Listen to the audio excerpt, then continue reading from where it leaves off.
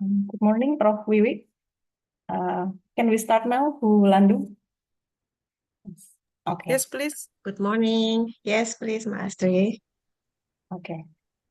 Good morning to all participants. Assalamualaikum warahmatullahi wabarakatuh. Welcome to the International Lecture Series 6, year 2024. We are very delighted to have all of you here at this event today that will discuss about sustainable urban regeneration. Firstly, I would like to welcome the Head of Urban and Regional Planning Department, Professor Dr. Ing Wiwandari Handayani, STMT MPS, and our honorable guest lecturer today, Prof. Nappy L. Navarra, Doctor Engineering. Our honorable guest lecturer today, Invited Lecturer Prof. Nappy L. Navarra, Doctor Engineering, is from Integrated Graduate Program Coordinator, Environmental Landscape Studio, Laboratory Coordinator Faculty, College of Architecture, University of Philippines, and host lecturer is Ibu Associate Professor Dr. Ing Santy Paulla Dewi, and the moderator is Ibu Novia Sari Ristianti, STMT. Welcome to our beloved lecturers from Urban and Regional Planning Department, students, and everyone who joining online from Zoom and YouTube channel. Before we jump to the main event, please kindly see the event agenda for today.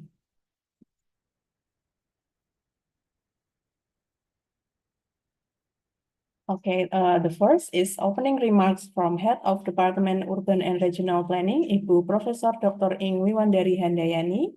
And the main event, lecture 1, is from Ibu Associate Professor Dr. Ing Santy Paulla Dewi. Ibu Santy will talk about defining urban regeneration in Indonesia for 30 minutes. And lecture 2 is from Professor Nappy L. Navarra, Doctor Engineering. Prof. Nappy will talk about heritage regeneration for 30 minutes, then discussion and conclusion from moderator. And the last is closing and photo session. Now, I would like to welcome opening speech from Head of Urban and Regional Planning Department, Ibu Profesor Dr. Ing Wiwandari Handayani, STMT MPS. The time is yours.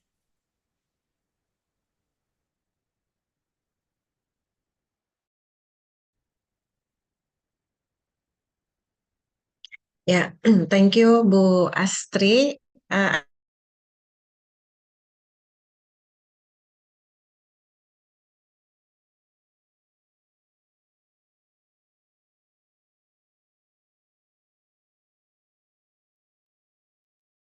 Yeah, I'm sorry. I have an issue with my connection. I hope you can hear my voice clearly now, Bu Astri. Yes, clear, loud and clear, Bu. Hello, everybody. Yes, Bu, loud Okay. and clear. Again, I apologize for this issue. Ya, baik. Assalamualaikum warahmatullahi wabarakatuh. Selamat pagi, good morning, all the speakers, moderators, and also participants. I'm happy to be here again online to continue our regular international lecture series program. Unfortunately, our guest lecturer, Prof. Nappy, will join us a bit later, but we already have our speaker, Ibu Associate Professor Dr. Santy Paulla as the host lecturer, and also Bu Novia as the moderator. I'm happy that we can continue the lecture series, bringing the issue on urban regenerations. I think this is, of course, one of the important issue when we talk about urban and regional planning in Indonesia. And our discussion today will not only enrich the topic, but also will bring more ideas for our students for their final works. To bring an innovative idea and also updated issues at the real situations to ensure that what we do in research is also very relevant and updated with the current situation. And I also happy to bring the international exposure to the department. We are now having not only Bu Santy from our department, but also our colleague from the Philippines. And I hope this can be a good and fruitful exchange, yeah, among the two universities later on. Before I close these opening remarks, I would like also to thank the whole team who already organized the lecture series, to Ibu Landung and also Ibu Inung and also Bu Astrini as the MC for today lecture series. And do hope that our discussions today will be very fruitful for all of us. Thank you. I will stop here and I will over back to Bu Asri as the MC. Enjoy the lecture, enjoy the discussion. Assalamualaikum warahmatullahi wabarakatuh. Waalaikumsalam warahmatullahi wabarakatuh. Thank you very much for the warm welcoming remark from Prof. Wiwi. So I hand over this lecture to Ibu Novia as a moderator. Please welcome Ibu Novia. The time is yours. Yes, okay. Thank you very much. Thank you, Prof. Wiwi and Mbak Astri, also Bu Lendo. Assalamualaikum warahmatullahi wabarakatuh. Good morning, ladies and gentlemen. I'm Novia Sari Ristianti, here as the moderator of today's International Lecturer Series. I'm very pleased to see you here and welcome all of you to this event. Today's ILS is about sustainable urban regeneration. Okay, before the presentation begins, let me inform how the presentation will be going on. First, each speaker will be invited to present the material for 30 minutes. After that, there will be a question and answer session and followed by conclusion for 25 minutes. Okay, let me enter the first speaker. There are Ibu Santy Paulla Dewi. She is from Department of Urban and Regional Planning, Universitas Diponegoro, Indonesia. Ibu Santy Paulla Dewi is a lecturer at the Department of Urban and Regional Planning, Faculty of Engineering, Diponegoro University. She earned her bachelor's degree in Urban and Regional Planning in Universitas Diponegoro in 2003, the master degree in Development Studies from ITB in 2007, and the doctoral degree in Urban Planning from TU Darmstadt, Germany in 2017. Here, research focus on urban regeneration and development, including issues of urban regeneration, gentrification, and also about urban management. Her research project focused on urban regeneration and development. She has the research background from 2019 until now, focused on climate adaptation and sustainable regeneration. Okay, now allow me to welcome the speaker, Ibu Santy Paulla Dewi, to deliver her presentation. Are you ready, Bu? Yeah. Okay, and the title of presentation is about redefining urban regeneration in Indonesia. Okay, Bu Santy, if you're ready, the screen is yours. Ya, Bismillahirrahmanirrahim. Assalamualaikum warahmatullahi wabarakatuh. Good morning, everyone. It is nice to meet all of you today in the ELS. It is honored for me to be here. Mbak Idung, could you please to share the screen? Yeah, perhaps you can also slideshow, Mbak. Yeah. Yeah, today I will talking about the urban regeneration in Indonesia that will be divided into 5 parts. Next slide, Mbak. Yeah. I will start with the definition of urban regeneration and then component, principles, and process of the urban regenerations. Then the third part is quotation of the urban regeneration concept, urban regeneration milestone in Indonesia, and the last one is conclusions. So I will start with the definition of urban regeneration.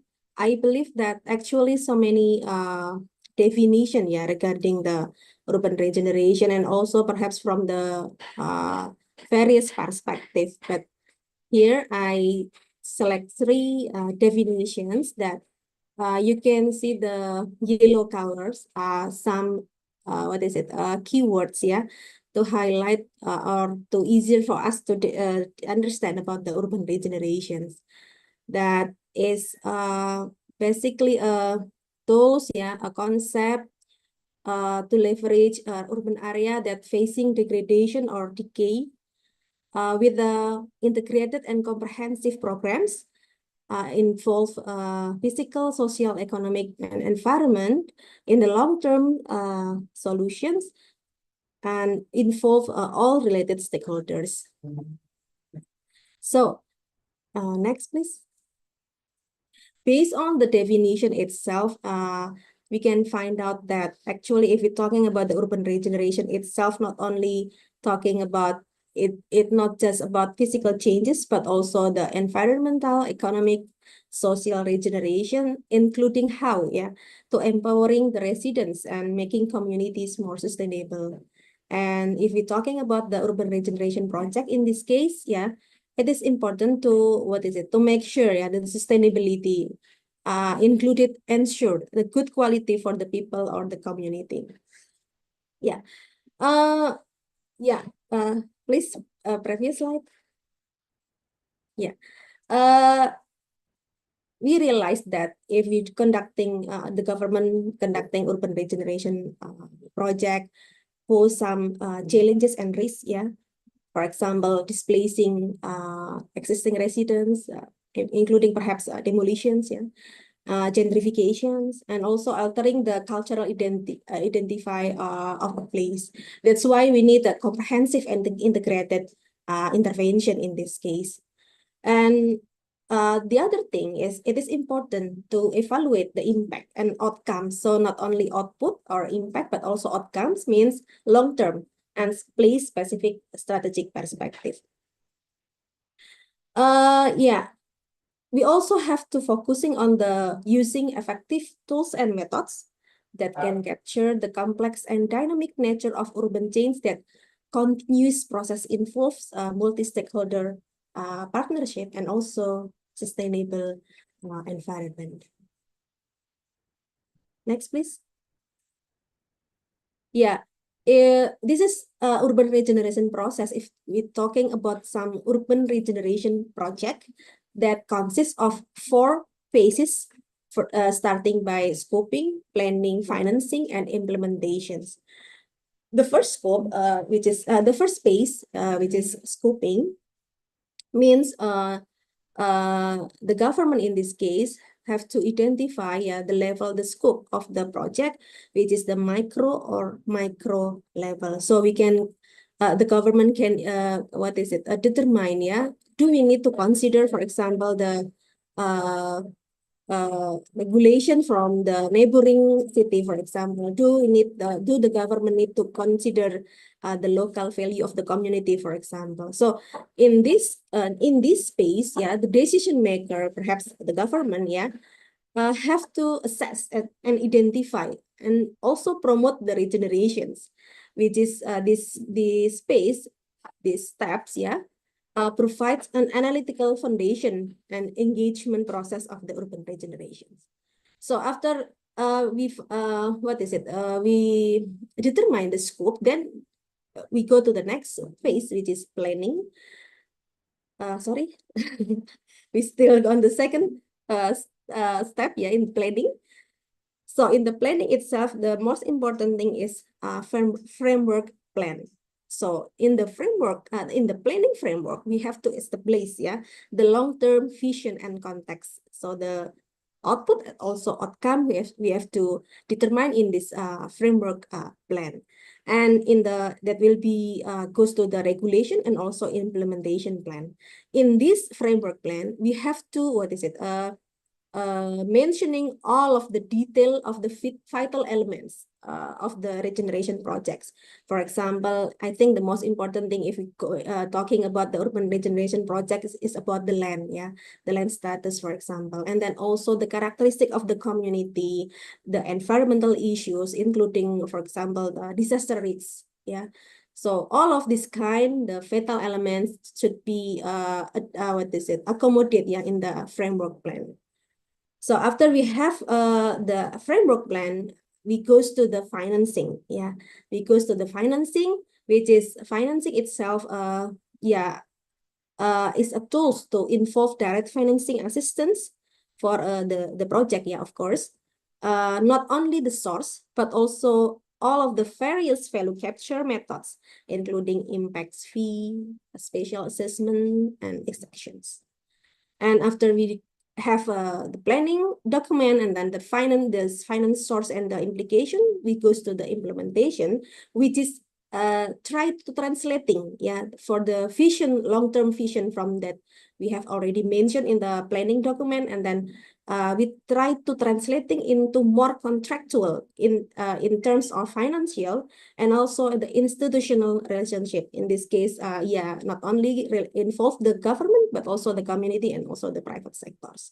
So this is the urban regeneration project process from the beginning to the implementations. Next, please.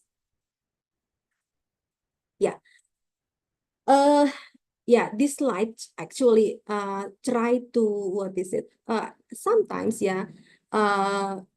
us try to mentioning some terms and replace each other. For example, we mentioning about the revitalization, sometimes we also using the term redevelopment and also using the term urban regeneration to to mentioning the something that actually the similar. So this is based on the experience of the UK at that moment. So started with the urban reconstruction, followed by the urban revitalization, then urban renewal, urban redevelopment, and urban regeneration. So the difference, term that used at that moment, it also very much influenced by the situations, such as the physical condition and social response, the dynamic of housing and health, community welfare and economy, urban growth, and also the policies. If we're talking about the reconstruction itself, at that moment, I think after the World War II, how the government emphasizing on the housing improvement and living standard and replacement of the inner area by landscaping or some greening, for example, and demolish the existing urban structure. After this period, after the government doing the improving the physical aspect, neighborhood, for example, then they focusing on the social and welfare improvement through the urban revitalization concept.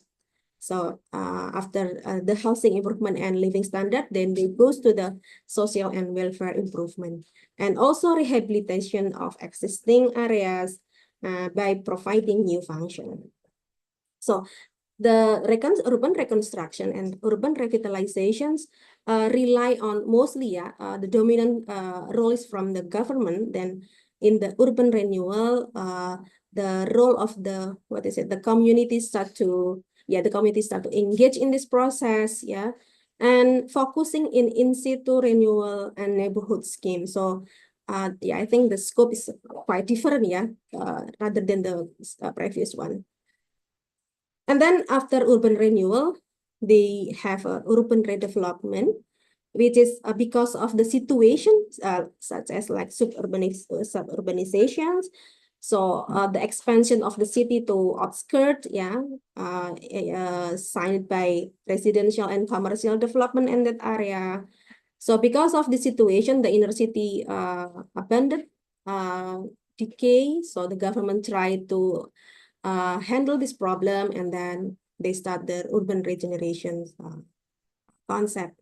which is creating a new urban structure, yeah, which is also involving the community, and also the private sectors. So this is the mutation of the urban regeneration concept. I think this is what is it? We at this until now, the urban regeneration definition and also the process still debatable, yeah, because of different perspective and so on. But yeah, perhaps all of you perhaps also have the different perspective regarding the mutation of urban regeneration concept.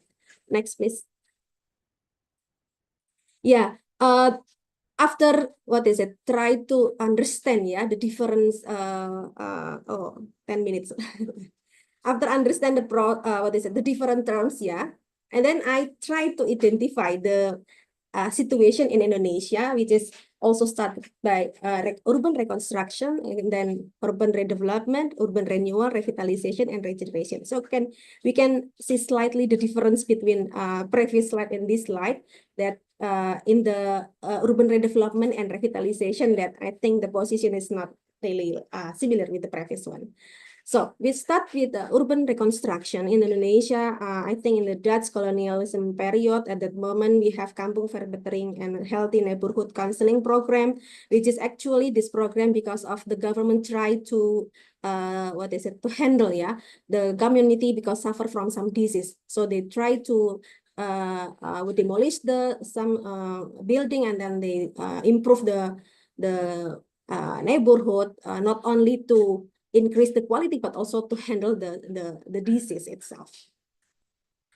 And but this program considered failed because they only concerning on the physical aspect, but actually because of the situation at that moment, because after we have a Dutch colonialism, we have the Japanese colonialism, so the program Kampung Verbetering was stopped, and the kampung itself became the target for the forced labor Romusha, because at that moment, the government, the Japanese itself have different orientation because they want to strengthening their position, and also how they improve to agricultural product, in this case rice production. So different orientation. That's why it goes to this program was stopped. The next step is urban redevelopment. So after Indonesian Independence Day, at that moment, post-colonialism period, the government, the Batavia government in this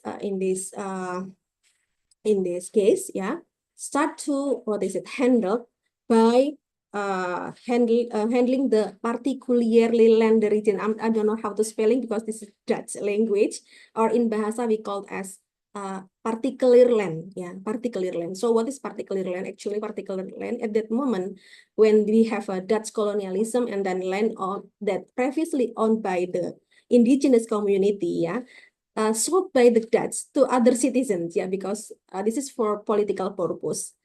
So after the land sold to the other citizen, the previous landowner, which is indigenous community, have to pay rent, to the new landowner. So after the Indonesian independence, all of this land abandoned by the owner, they goes back to the Dutch, and then become the vacant land, and then they started to inhabited illegally by some community. So the government tried to handle this to demolish the building, and then squatter and slum, but also the improving some infrastructure. Next, please. Actually, the period of the urban redevelopment goes to until 1990s, followed by Kampung Improvement Program. Actually, the ideas of this concept is similar to Kampung Verbetering at that moment, and for the location priority also similar, in Jakarta, Surabaya, and Semarang, which is some kampungs like dense slum kampungs become target. And not only improving the housing conditions, but also the facilities. But not all of the kampung get this program, because I think the most important thing that the kampung who receive this program have to make sure that the community willing to continue independently after this program finish. So because of this program give a significant contribution, so the United Nations and the World Bank give assistance, support by giving technological assistance, also loan, yeah, for doing this project. Next, please. Yeah. After Indonesian experiencing the after urban redevelopment phase, then Indonesia experienced an economic crisis in 1998. So there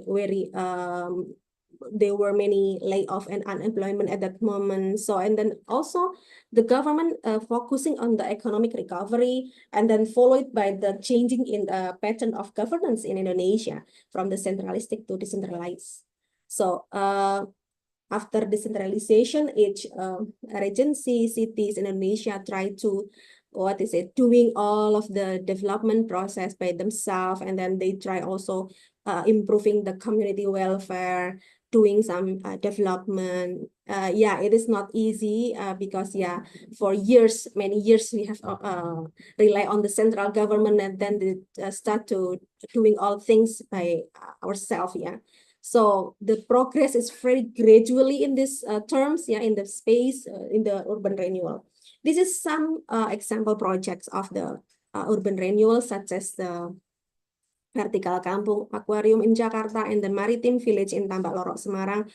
Both of these projects actually located in the similar location, which is in the coastal areas, inhabited by many fishermen and included as low-income community. So the government do not only changes the housing from the landed house to the flat, but also the government also leverage the economy by putting some new economic activities such as the tourism, and then another kind of economic like commercial, something like that.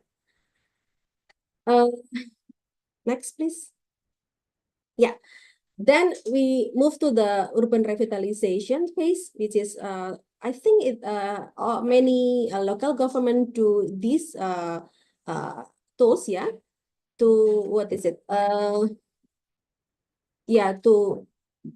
many local governments pay attention to the areas which is in the inner city that started to face the degradation because of urban development impact, such as perhaps they have poor drainage infrastructure because of flood, something like that.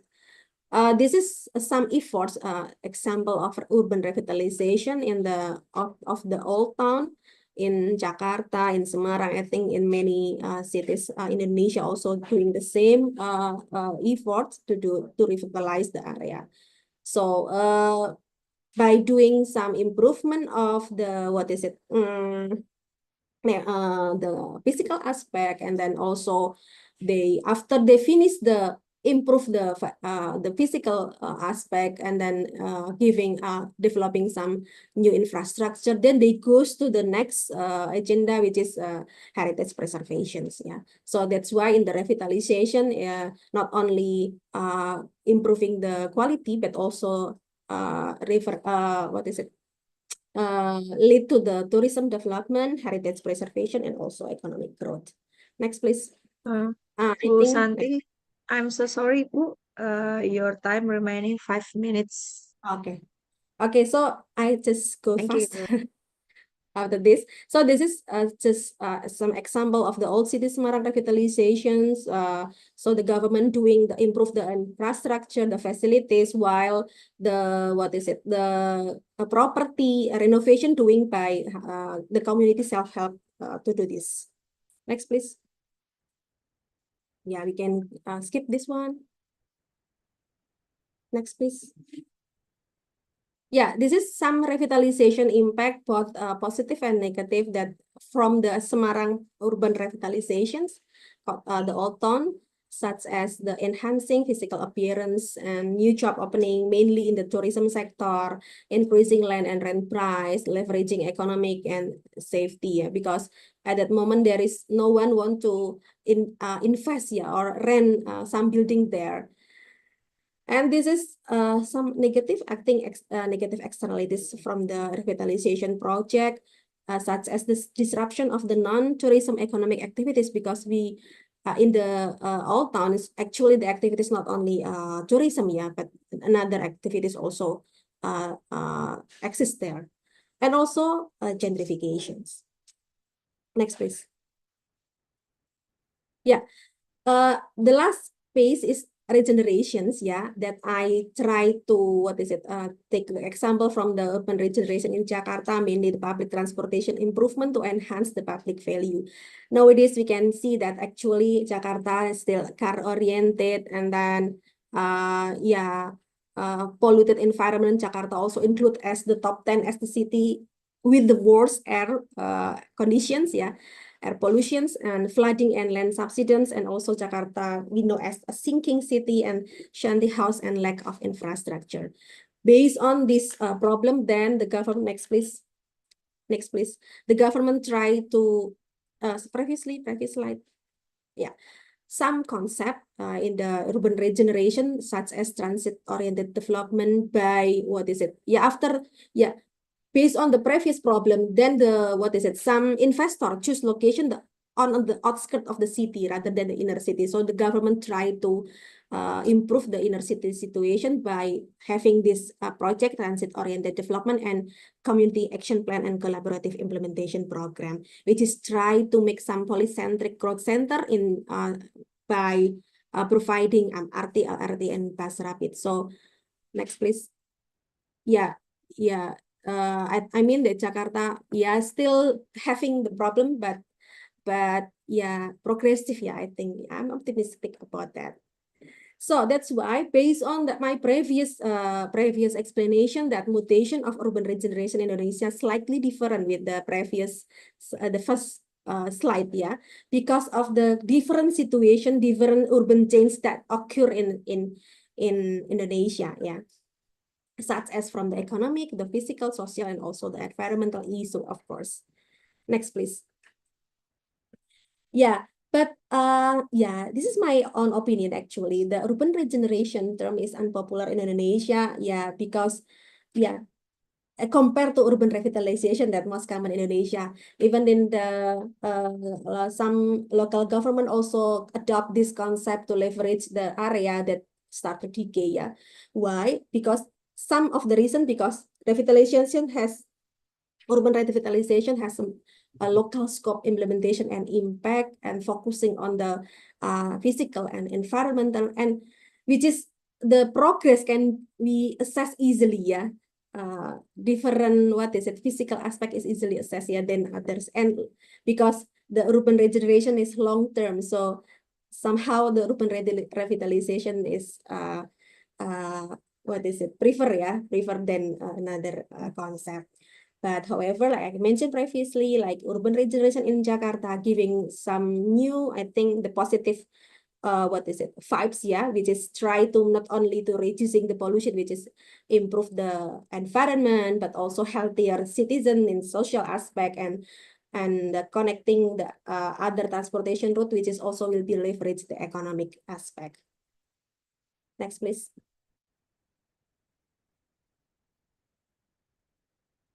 This is also some notes, which is urban revitalization that conducted recently. I think less giving attention to the regeneration effectiveness and also the climate change impact, and also the benefit for the society. Next, please. This is my last slide actually.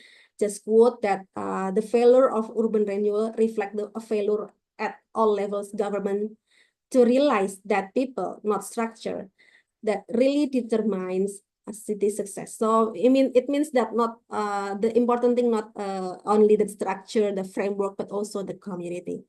I think that's all from me. Thank you very much. I give time to Novia. Okay, thank you very much, Ibu Santy, for giving us such informative and interesting presentation. Okay, before we going to next speaker, I want to remind for all participants, for those who have question for the speakers, you can write down it on this chat box or directly ask the question to the speakers on Q&A session. Okay, thank you, Ibu. Next, we're going to our next speaker today is Prof. Nappy.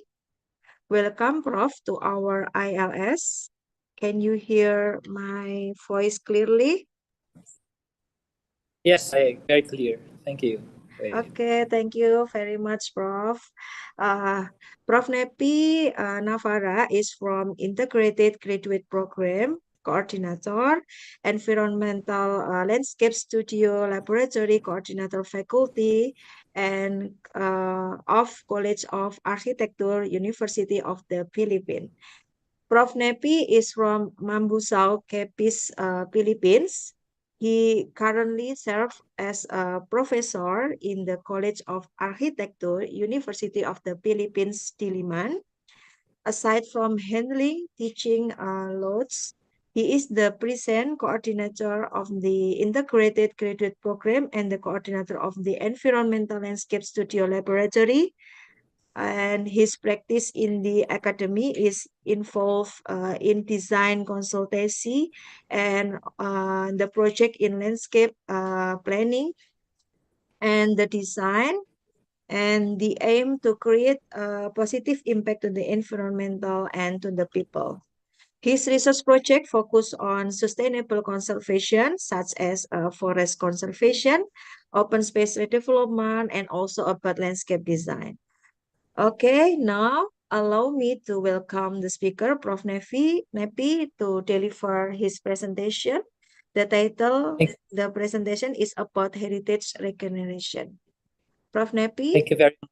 Thank you. you will share by yourself or Yes. we will help you to share your presentation. Okay.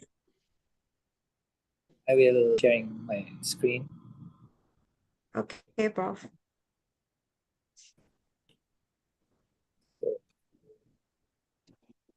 Can you see my screen? Yes.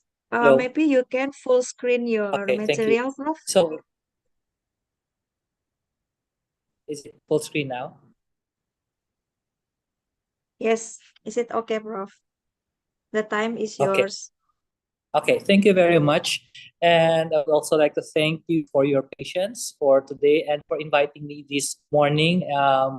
I'm so honored to be invited to this event, and I'm so happy that I will be representing the Philippines and getting to share to you about our ideas of heritage regeneration. So when we talk about heritage, it talks about a lot of things comes to our mind, and many of these would sometimes something old, something that is treasured, and something that is very important to us and to our community. So when we talk about heritage, these are the features that belong to our culture in terms of our society, which would include traditions, languages, or buildings that were created in the past and still have until now historical importance. So there are different classifications of heritage, and one of which is the tangible heritage. So this refers to the physical object and structures that would include buildings, monuments, and artifacts can be touched or seen. So these items are very important for society's cultural and historical legacy. On the other hand, there's also the intangible heritage, which involves non-physical elements. That would include the different traditions that we have, even language, the way that we speak and how we speak, the different music rituals and knowledge passed from different generations. These represent the cultural practices and expressions define who we are as our identity. So when we talk about heritage, there are a lot of challenges that we are facing right now. So some of these are environmental degradation, urbanization and infrastructure development, lack of of public participation, resource limitation, of course, even in how our current heritage heritage actually still coexist with our current lifestyle. So that's the idea of heritage generation. So the idea here is that it is a process of revitalizing and repurposing historical buildings, or it's to preserve their cultural significance while making them functional and relevant for our current use. It aims to balance conservation and at the same time the modern development, which often incorporates modern elements into many of the historical fabric of our cities. So, why is regeneration important? First, it provides educational opportunities. So many of us will be learning about our culture and our heritage in classrooms or maybe by reading books or journal articles. But the idea here is that these heritage sites could actually be a learning environment for us.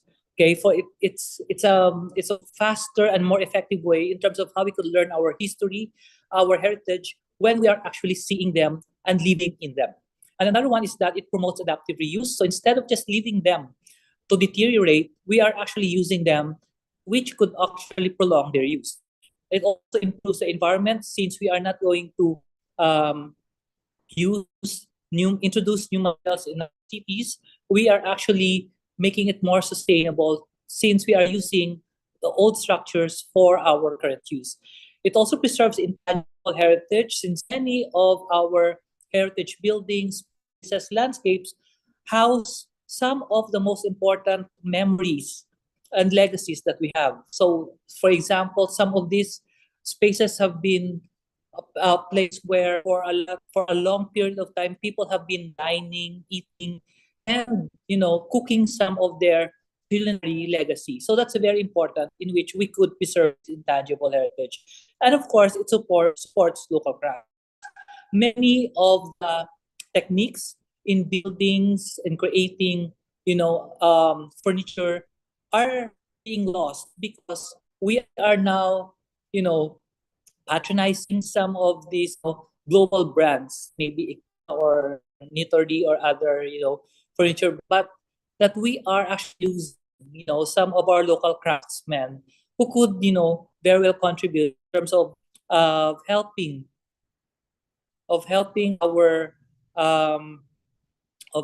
our culture be enriched. It also preserves culture. It strengthens community idea of who we are, stimulates economic growth because of the continuing use of the resources instead of leaving them as urban blight.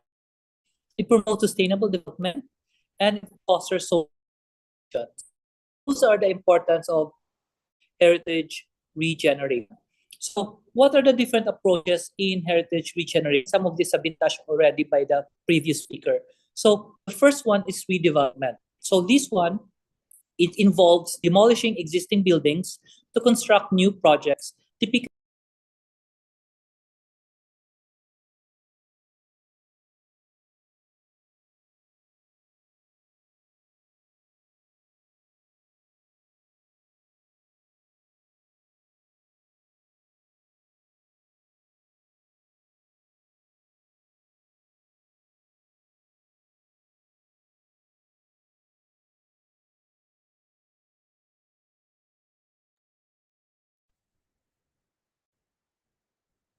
I'm so sorry, Prof. Nappy. Okay, Prof. I think your connection may be lost or bad connection, Prof. Can you hear my voice, Prof? hello. Yes, I can hear you. I disconnected. Yes, is it okay? You can continue your presentation, Prof. Okay. Wait. I'll just share again. Sorry. Yes, is it okay? Maybe I can also my presentation so that just in case something happens, you can still have the copy of my presentation. Is that okay? Yes. Okay, but I'll share the content. Maybe if your connection is not stable, you can turn off your camera. Okay. Yes. Thank you, Prof.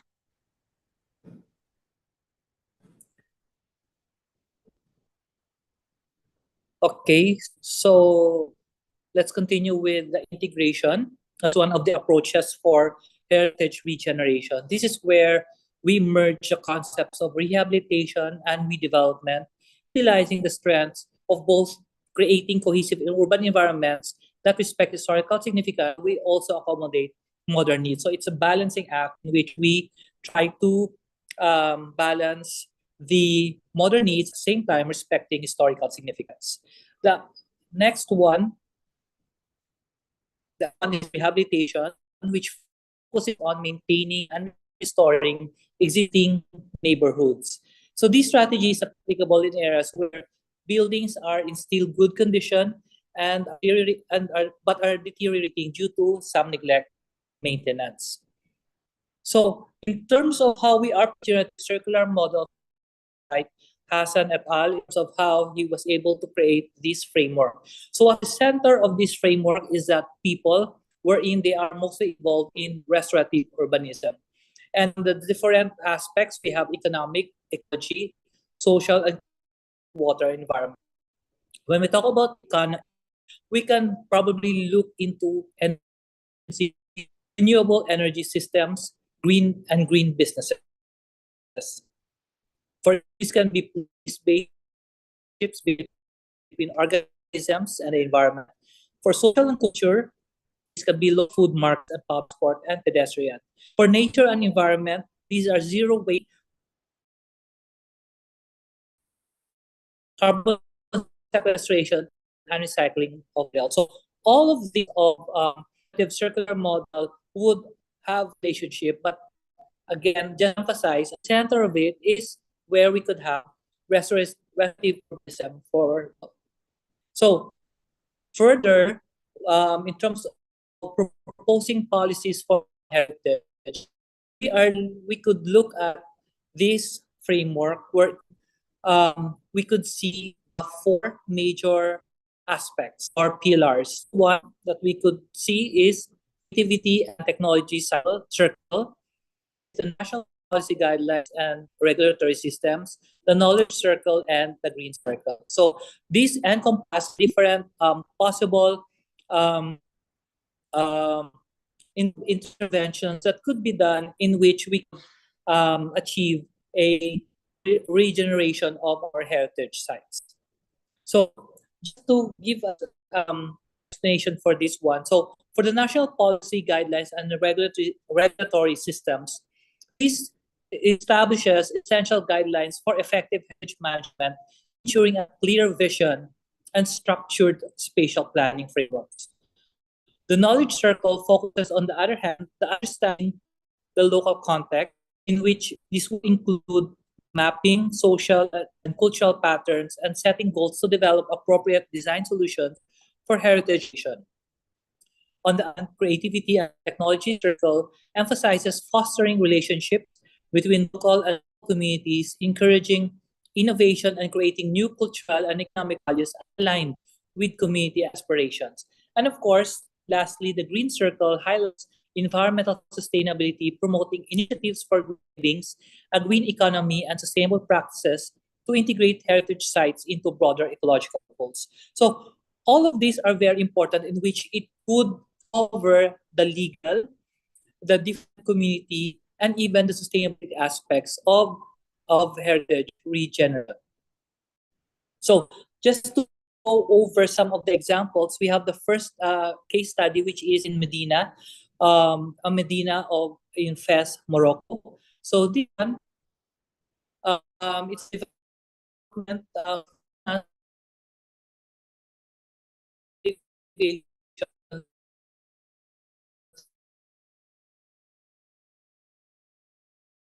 heritage regeneration. So their objectives are to regenerate the city through rehabilitation of historic buildings, improvement of access via traffic flow, infrastructure enhancement, safety improvements, and institutional strengthening.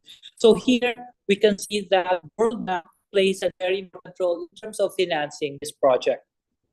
So how do they gauge the success of this project? So building fabric. And there's a ripple effect in which individual restorations and a growing circle of investors, meaning coming from a World Bank initiated project, individual house owners eventually started rehabilitating their own houses in such a way that the entire Medina of Fez actually improved. So the overall livability of the city or of the Medina has improved because of such effort. So we see some curated tourism circuits and visitor accommodation culture of Fez. So here we have seen that a lot of investment were made so that over the years it could help in the gradual improvement of Fez. Another example here is the Architectural Heritage Fund in UK, in which they did a community regeneration through civic engagement in the rehabilitation of the built environment. So here, they aim to generate and distribute resources of investment and funding to support the sustainable reuse of historic buildings. They also aim to support community-led regeneration by assist charities and social enterprises to take ownership of, develop, and sustain new uses of historic buildings. They also promoted the impact and benefits of community-led regeneration and ownership of historic buildings. So in terms of measuring the success, they were looking at flexible programs, program designs which align with the government's high street initiatives to combat urban blight and secure additional funds. They also tried hoping to achieve ongoing operational support from the government that enables the Architectural Heritage Fund to develop innovative financing options like crowdsourcing and community shares. So also another one is the significant leverage from other government programs, including Lottery Heritage Fund, to enhance the resource availability. So, and the last case study that I have is the Style Amsterdam in the Netherlands. Here, we are looking at a historic center of a metropolitan area comprising 8 districts, including the 2010 designated UNESCO World Heritage Site, the UNESCO or district. So the urban regeneration primary is primarily through the renewal of canal house and a mix of other historic building types and monuments. Portfolio properties includes more 7 centuries, most with landmark designations. So their main goal is to retain most of these historic buildings, including provisions of affordable housing. So in terms of its success, they were looking at the provision of affordable housing line, a long-term investment strategy guiding property choice, a commitment to high-quality renovations and sustainable reuse, and independence from public wealth.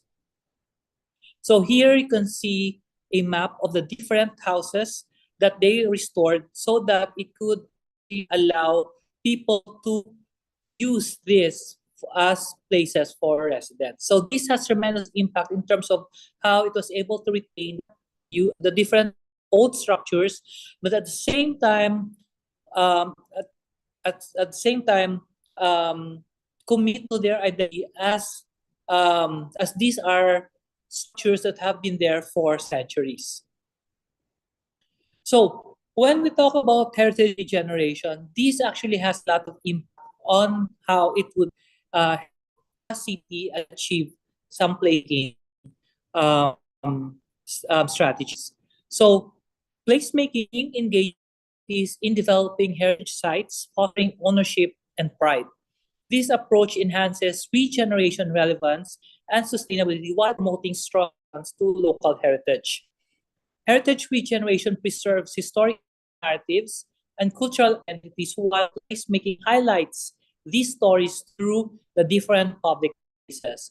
So when we integrate placemaking and heritage regeneration, this makes heritage a living part of the community's identity. So when we combine this, it can drive economic development, attract tourists, and creating jobs for everyone. So, foster social interaction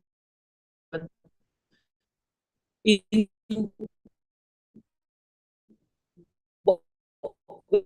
and we create vibrant public schools that respect the historical current needs and lead to improved recreation, a stronger cultural connection, economic vitality, enhanced social cohesion, and sustainable community practices.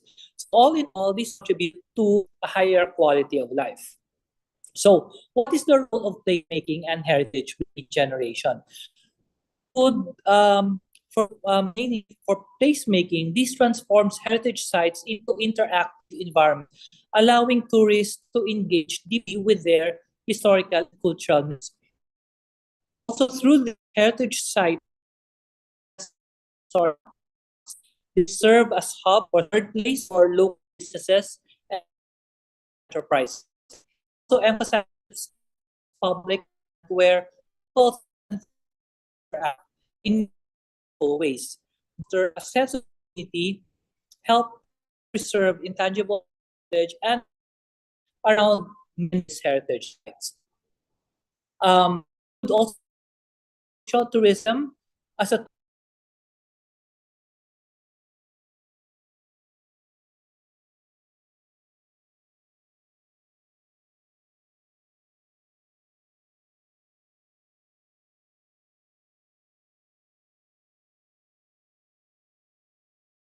I'm so sorry, Prof. I think your connection is not stable.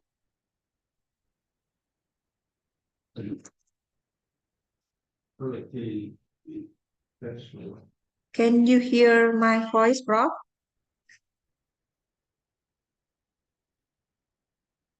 Hello, Prof. Nappy.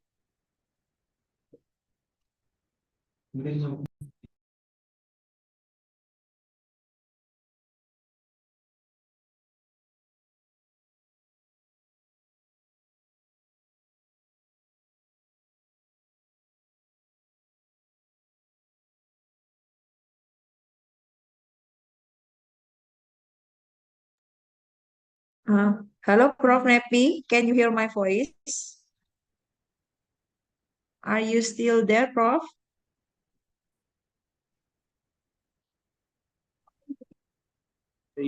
um, I think I got Hello, disconnected Prof. again. Yes, is it okay? But your time remaining about 5 minutes, Prof. Can you share Okay, I'll try to. your presentation? Yes. Okay, I will. Thank you for the very bad connection. All right, Prof.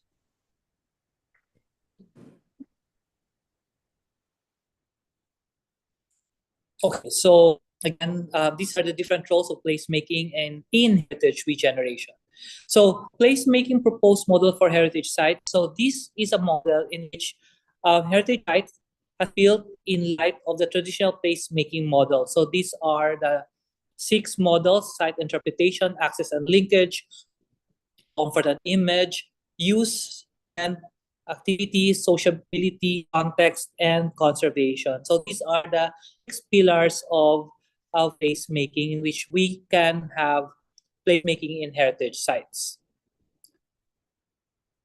So what are the key attributes of placemaking for effective regeneration? The first one is access and linkage. So through improved access and connectivity through pedestrian paths and public transport encourage more visitors, boosting tourism and supporting local businesses. Comfort and image. This is where a safe, visually appealing environment could enhance visitor satisfaction, fostering longer stays and repeated.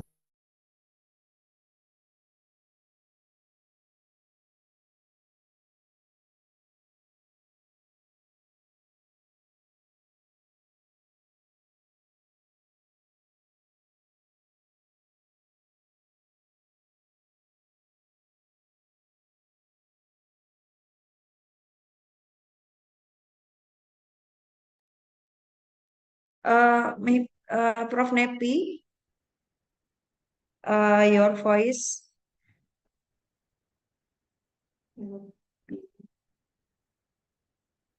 Okay, your voice is low, so maybe I can help you to share your material. Maybe you can share your material in the chat box. Is it possible?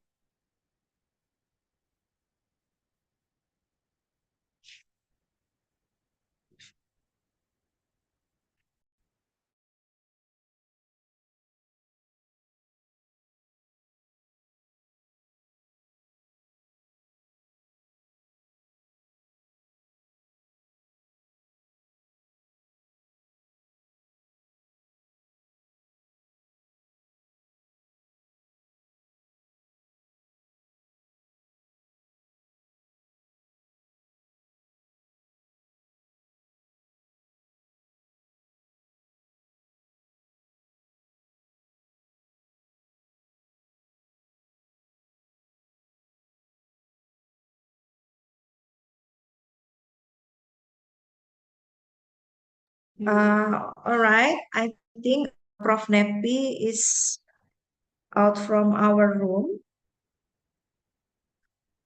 Maybe it is about the connection problem. So I'm so sorry. I think the material and presentation from Prof. Nappy is finished. So we will enter to the Q&A session. Ladies and gentlemen, please, if you have a question for our speakers, you can write down in the chat box or directly ask the question to the speaker. Until now, we have still have one question from the chat box. It is from Ibu Retno Susanti. She is asked about how do you propose to make urban regeneration sustainable today for the community and for the quality of the city. The question, I think the question is for Ibu Santi. Okay, next I will check the chat box. I think there are no question to the speaker, but maybe now Bu Santi, can you answer this question, or maybe we wait for the next question, Bu? Yeah.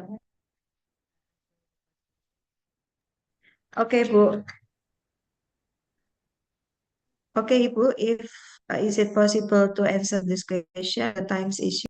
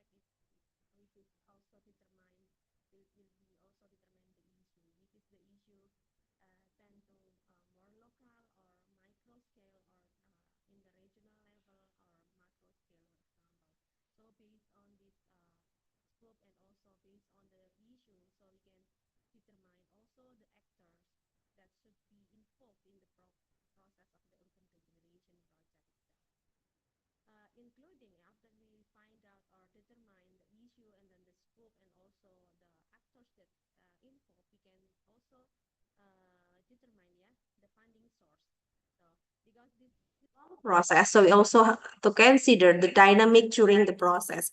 It means that have to doing the monitoring and also evaluation. So, for example, based on the experience of the urban revitalization in the UK at that moment, that the government focusing on emphasizing more on the physical and environmental aspects. So after the neighborhood become proper and a luxurious one and something. something that, yeah, better than previously. It leads the social gap or social conflict. That's why in some journals mentioning that the urban revitalization becomes the dirty word, then it goes to change into the urban regenerations terms, yeah.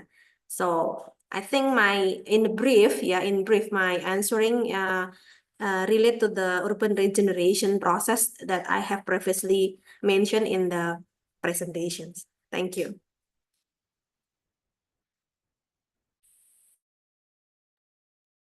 Yes, okay. Thank you, Ibu, for answer the question. Maybe I will check next question from the participant, or maybe you can raise your hand, and then you can raise your hand and ask the question directly from your ID. Okay, I think Prof. Nappy is come back to our. Yes, so sorry for the bad connection that I have right now. Yes, is it okay, Prof? Yes, I'm so sorry, Prof, but your time is end to share your material. I I'm so understand. sorry, Prof, Yeah, I'm so in sorry this also. inconvenience condition. Yeah, please Yes. invite me again to Indonesia so I can actually present it there. So we won't have any problems with connection anymore. Yes. Okay, maybe uh, we will still wait for the participant ask the question. Maybe during this you can share about the conclusion, maybe, Prof. Okay. Nappy. Okay, sure. So my paper is actually really focused on how instead of just looking at urban regeneration as a concept or as a strategy on how we could continuously develop our cities, I would like to also pay attention to the different heritage sites that we have, especially when I went to Semarang for our conference. I saw that there are a lot of historical buildings that are present and they are being used. And these are actually very important urban regeneration strategy that we can use in terms of how we could, continuously balance the modern needs, the way that we need, for example, internet, the way that we could actually have some of these spaces that we could integrate in our current needs.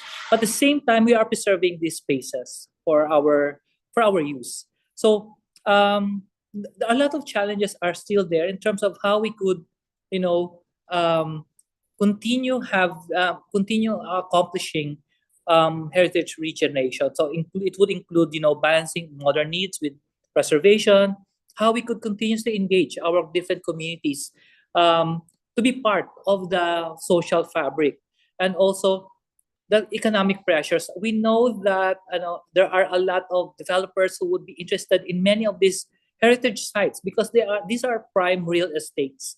So it is up to us in terms of how we could, make them realize the importance of these heritage sites and let them know, because these are already part of our urban network, of our urban fabric. So creating a new or replacing it with something new would actually, a lot of effort needs to be done in order to reconnect it to the existing fabric of our cities. And of course, the recurring issue of funding. Where do we get the fund? Okay. So the idea here is that there should be a sustainable investment that would be able to secure the continuous rehabilitation, um, integration of this, and adaptive reuse of these structures so that they can be used.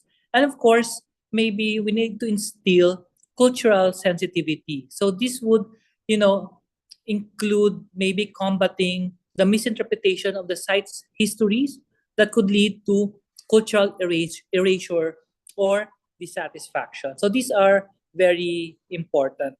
So all in all, when we do heritage regeneration, we could achieve this by enhancing accessibility, developing community-centered design, allowing more adaptive reuse of the different structures. We can also help in promoting cultural identity, creating interactive spaces, and of course, overall, having more of the sustainable development. So that's the gist of my presentation. So you're free to hopefully share with the participants who might be interested about this topic. Okay, Prof. Nappy, I think it is very interesting about heritage conservation, yeah. But I think it is not just about physical Yes. conservation or to manage the heritage activity, but it is also about the social and economic development from this heritage conservation. Okay, maybe Prof. Nappy, we have from the chat box about the question from Ibu Intan Hapsari. She wants to ask about to Bu Santy, right? Yeah. Okay, okay. It is the question for Prof. Nappy. I would like to ask about in what ways can urban regeneration initiative in Indonesia preserve the unique cultural identity of neighborhood while accommodating modern urban demands? And what do you think about that? Well, Maybe Prof. Nappy, you yes. can answer the question. For me, it's very important that that we take into that, especially for me, the quite important is the community scale in terms of how we are looking at these different, for example, earlier or older quarters of the city. I'm imagining, for example, if you have like kampong already existing, so is it wise to demolish them and instead create new, like for example, high-rise developments? So I think it's a balance also of imagining, for example, Jakarta with many of a large section of a city is sinking, and you have these different you know um, houses that have been there for a long time. So I think it is quite important that we would try to preserve this, okay, but also consider how, for example, these different quarters have been playing an important role in the city. So for me, if we can integrate this, especially the sinking parts of the city, even here in Metro Manila, we have also the same thing, that if we could preserve this, but at the same time adapt it to a changing climatic environment in such a way that you'd have artifacts of the past that would still be relevant to the other users. So that's why I'm very interested about how, for example, your new capital is shaping versus Jakarta that is sinking. So for me, it's very important that we need to know what we can save. Okay, save from, for example, sea level rise or climate change. But at the same time, we take into consideration the safety and comfort of the people who are still housed in these structures. So it's very important that we could be able to preserve the artifact, the remains of these old, maybe communities, but we should be able to put to create spaces for them wherein they could live comfortably and safe from the different challenges of urban life. So, like, urban heat island, sea level rise, pollution, and even crimes. So, these have to be balanced with how much we can develop so that we could create spaces that are that would actually improve the quality of life of everyone. So I think that's very important. But in terms of strategy, it's very hard for me to provide like very tangible solution or suggestions because it requires, for example, a very acute knowledge of the city, of the different spaces, as I've said, the inventory of these different spaces, and so that you could decide, the committee could decide what is worth preserving and what is something that can be let go. So I think that's a very hard decision, but an evolving city has to confront that in terms of what needs to be preserved and what needs to be removed or redeveloped. I think it requires local knowledge.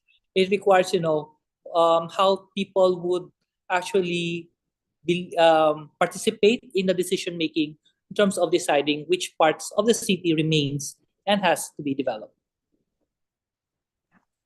Okay, thank you, Prof. Nappy. I think on the shrinking place, we not just recheck or maybe decline this area, but how to make a shrinking place enter and engage with urban area activity.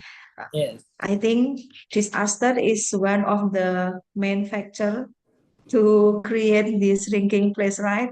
Yes. Yes. Agree. Yes, Agree. but yeah. Yes, you're right.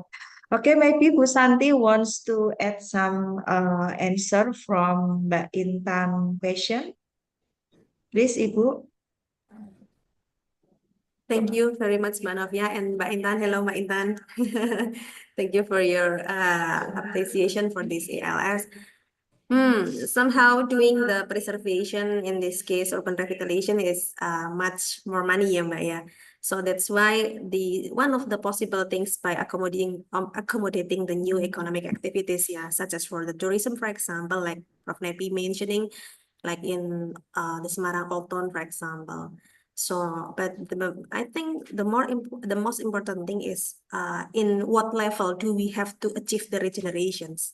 It means how to balancing not only attracting the money, of course, but how we preserve the heritage building, for example, because doing the tourism actually not only have a impact to leverage the economic, but also how to introduce further to the community about the heritage itself. Yeah, I think the two things that important is if you want to doing the urban regeneration, is the first one is the indicator or the parameter how to to assess the decay itself. So what level of the decay and what level do we have to achieve the regeneration? So I think two things that we have to it needs involve all related stakeholders.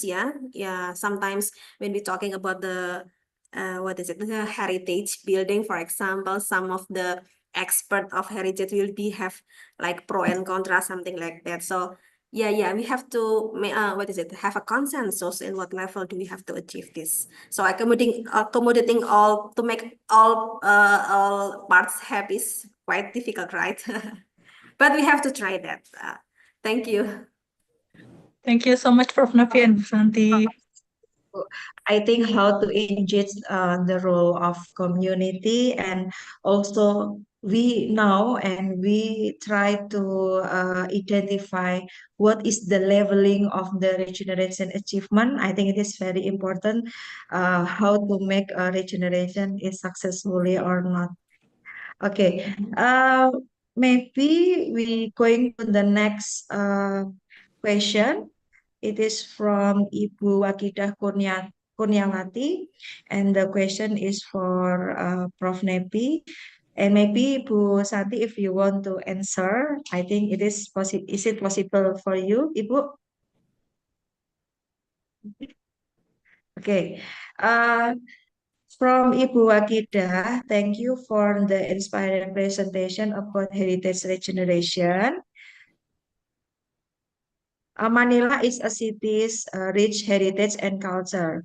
According to the several researches, heritage regeneration in Manila can reduce the crime rate in this city. Can you share the relationship between heritage regeneration and the reduction in crime rate, especially in Manila? Maybe it is Yeah. question for Yes. Oh, thank you very much. Currently, especially right now, Prof. yes, Can you the city, answer the question? I'm so sorry, yes, Prof. Your voice okay, is okay, not is clear. okay. Is it okay Yeah, now? okay. I can. Okay. Um, right now, the city of Manila is currently doing a lot of rehabilitation of many of the heritage sites. And one thing that we have noticed is that with the redevelopment and rehabilitation of these heritage sites, we have seen a lot of people coming in. And I think in especially in urban design, the most important factor in reducing crime is really on surveillance, public surveillance. So meaning when we saw a lot of people coming in, both locals and tourists, um, arriving in many of the older areas, older quarters of the city of Manila, there has been an observable decline in criminal activities. So example of this is that we have, for example, redeveloping the esplanade of a historic river. And because of that, there are now a lot of alfrescoes are along the river, a lot of, you know, Instagrammable areas for the sea, along the river. So now we have observed that a lot of no that place used to be a place for homeless, for it's been known to have a lot of pickpockets, but because of a lot of tourists are and locals coming in, there has been a reduction in the criminal activities or even criminal records. And I think the the the relationship between urban the heritage regeneration and decline in criminal activities is that when there are more people in our cities, looking outside, the less is the possibility of people committing crimes because they are aware that there are people around. So I think that's a very important factor wherein you would clear up, for example, certain areas that are considered blight. When you have blight, most likely people avoid it. And if people avoid it, there it becomes an opportunity for people to attack anyone in the public sphere. So the idea now is that the public sphere becomes, a real place for congregation for people, thus removing the unnecessary or undesirable, you know, behavior and character in our city. So I think that's an important factor that we need to look at, the how heritage regeneration can bring in public surveillance.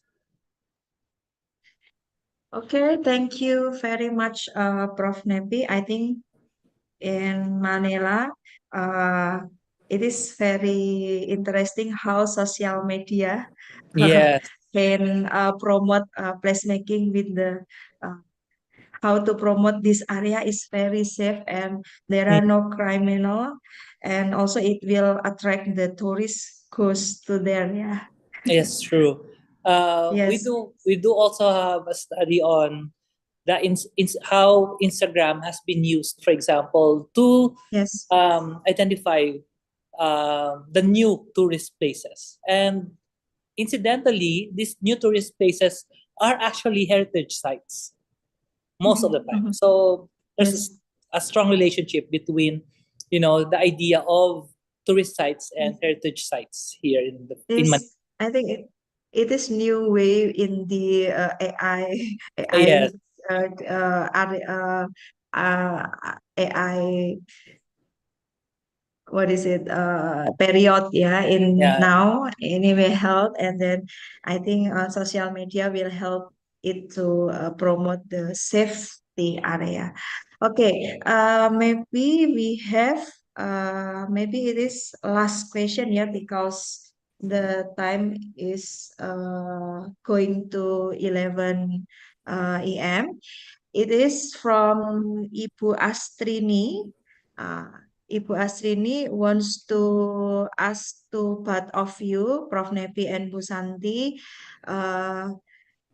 Bu Astri said that we know that urban areas are currently facing climate change, such as flood and urban heat island. What are the strategies to maintain historical building and heritage regeneration in urban areas to deal with climate change impact? Okay, maybe Prof. Nappy or Bu Santy first? Okay, I can try I think Prof. first. Nappy? Yes. Yes, okay, Prof. Nappy. Okay. Okay. I have to admit it, that is a very difficult question. Because when we talk about these heritage sites, these sites have existed a long time ago. So meaning they existed in a different, environmental conditions. So the acidity in the water and air is different. And even, for example, salt water, as they, how, affecting, for example, many of the metals, and even the quality of the wood, this would have effects. I could imagine the effects of it in terms of the structure. So for me, when we are being confronted, like say, as a rising sea level, how can, for example, heritage structures withstand, these different environmental factors that could really weaken the structural integrity of these places? So we can think maybe that instead of being a source of pride and to our cities, they have it could actually even become a source of hazard, because of how it could weaken the structural integrity of these heritage sites. um I just have a little story, because in one of our a rich person here in the Philippines, have actually started buying different heritage houses. Heritage houses means Spanish period houses. So at least about 100 years old house. So what he did was he moved them, all of these different houses, to one place and created a kind of a theme park.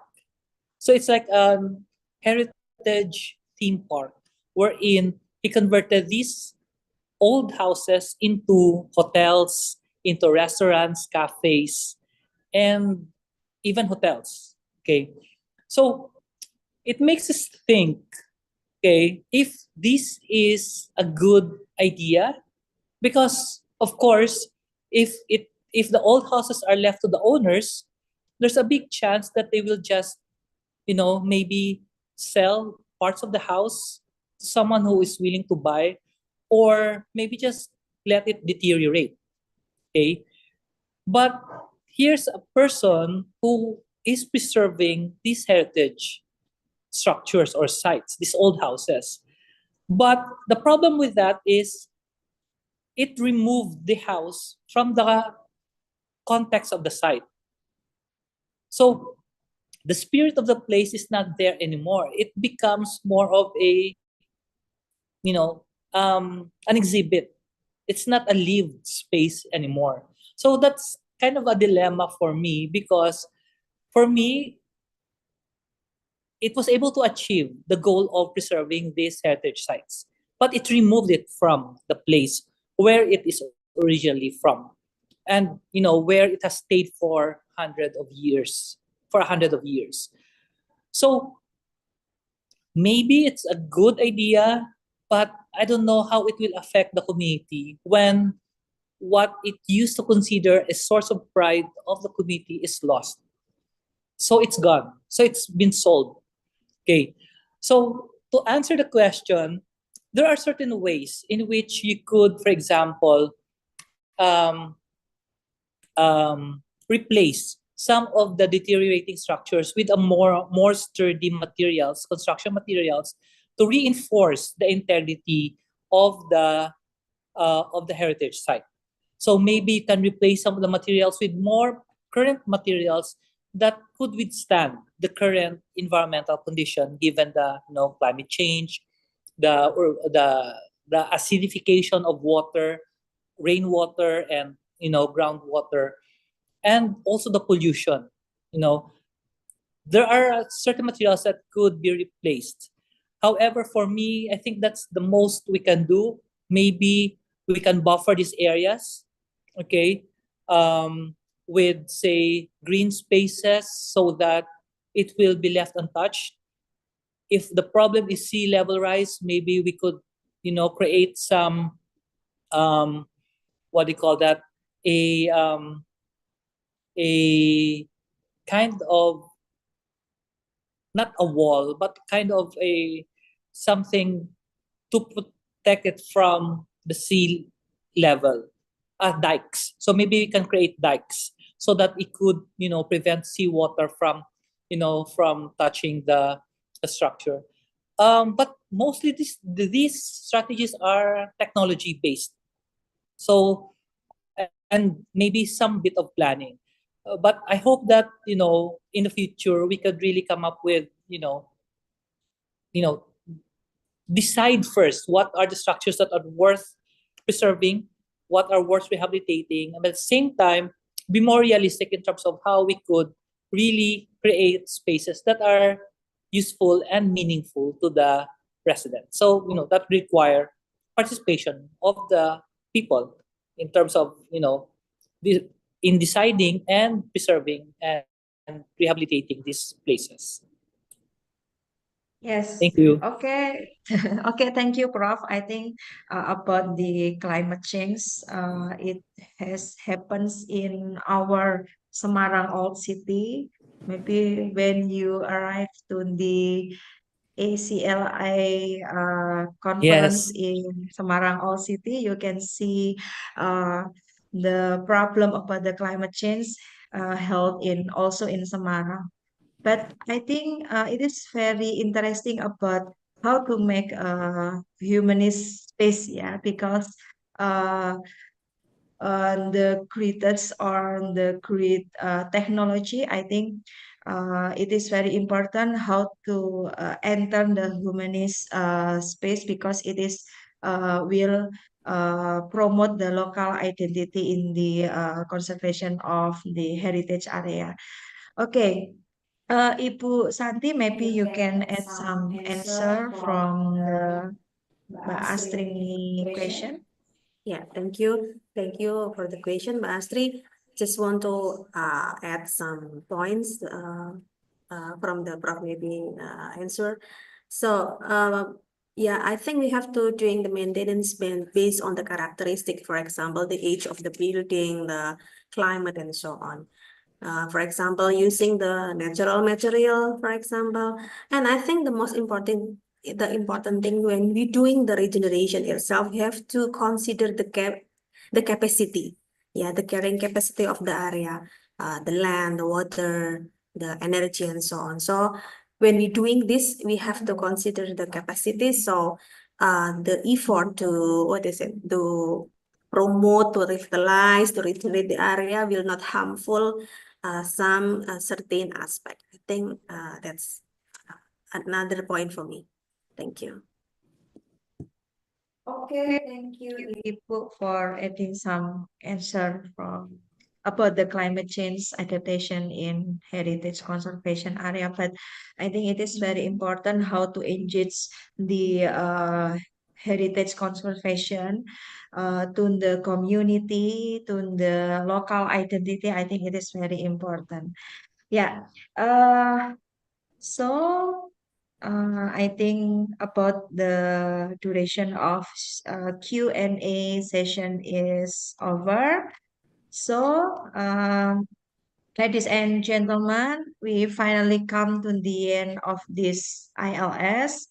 Thank you very much for Prof. Nappy and Ibu Santy for the nice and great presentation. Before I close the ILS, I would like to take the quick conclusion from what the speaker has presented. Maybe from Prof. Nappy, Prof. Nappy said that the key factor to successful heritage regeneration are sustainable funding such as long-term investment and community sharing. The government commitment to continue the program and also good achievement to make placemaking for heritage regeneration. I think the placemaking of the heritage regeneration focus on how to make heritage conservation concept relate to promoting local heritage and community identity with developing sustainable strategies to gain high quality of life. And from Bu Santy, I think Bu Santy said that urban regeneration helps to increasing prosperity and quality of life through rehabilitating and redeveloping the existing urban areas by participation and cooperation with long-term solution. In Indonesia, Bu Santy said that the implementation of urban regeneration to improving the quality of the urban environment, reducing pollution and making healthier citizens by providing pedestrian paths that are connected to other transportation routes. But it's still very difficult to implement in Indonesia because many factors such as economic value of the urban area. I'd like to thanks to the speakers, Bu Santy and also Prof. Nappy from the Philippines for the informative and interesting presentation, and for all the participants for the very active participation with the question and answer session. And finally, give the applause for the speaker. And also give applause to all participants. Thank you very much. And I think the time is back to the Mbak Astrini as the MC. Thank you very much. Okay, thank you, Prof. Nappy and Bu Santy. Such an inspiring and fruitful discussion we have here today. And thank you, Ibu Novia, for moderating the main session. Before we close this event, we would like to say thank you for the support from the honorable guest lecturer today. We are gratefully appreciated your time to be here with us this morning. For documentation purpose, I invite all participants to open the camera. We will have a photo session. Mbak Inung or Mbak Lani, please help to take the screenshot. Everyone is ready? Ready. Okay, I will count. 3, 2, 1. Okay, maybe once again. 3, 2, 1. Okay, thank you. And this event about to come to the very end. I hope you found this presentation today are informative and helpful. And we hope that this event will bring an inspiration and positive impact for all of us. For those who would like to hear again this international lecture series, please kindly check our YouTube channel at PWK Undip TV Official. Please forgive us for our shortcomings. We look forward to seeing you in the next international lecture series. I hope you all have a good day. Thank you. Good afternoon and wassalamualaikum warahmatullahi wabarakatuh. Waalaikumsalam. Waalaikumsalam. Thank you, Prof. very Nappy. Thank you, Prof. much. Thank you, Prof. Nappy. Nappy. Bu Santy. See you next time. Thank you, everyone. Thank you. Thank you. Yeah, I hope to have a better presentation